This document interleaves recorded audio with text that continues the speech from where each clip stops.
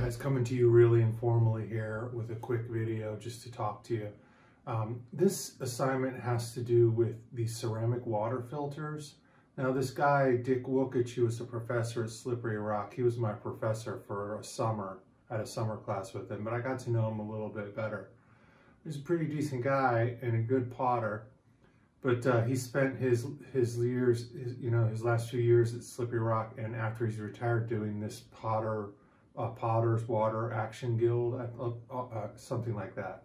Don't quote me, but it's an organization where he's going all over the world and into these impoverished areas on the globe, and he's helping to set up these shops to make these water filters to provide clean drinking water for people in those communities. So you think about this problem, this big problem. So we're trying to explore big ideas through problems.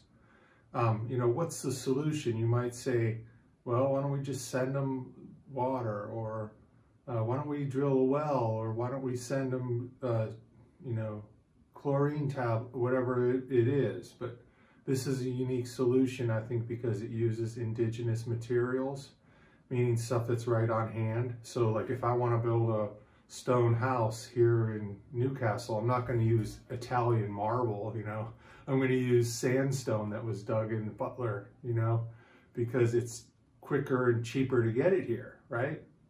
And it kind of matches. Anyway, that's another topic, but,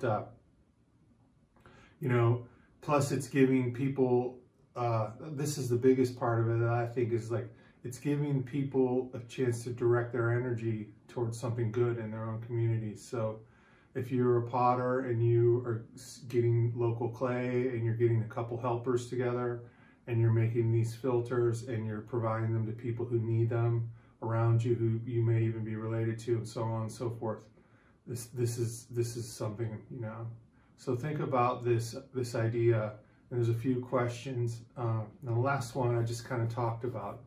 I want you to just give me your own thoughts on this problem. This may give you some perspective, like, I don't know how accurate these numbers are, and you got to be leery of numbers when people start shooting them out, because they're almost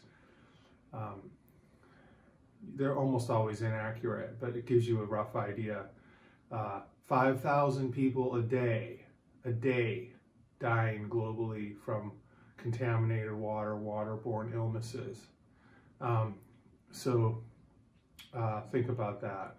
All right, so I hope you read this. When you're reading things, I find myself, sometimes I'm really open to what I'm reading because I'm concentrating and I'm paying attention to the words and I'm actually letting them go into my mind. And other times I could read like a whole chapter and like, what did I just read? You're like, you're not paying attention. It's easy to get distracted. It's hard to do. So like, take a deep breath, let it out, set 10 minutes aside out of your life to just focus on reading these couple pages.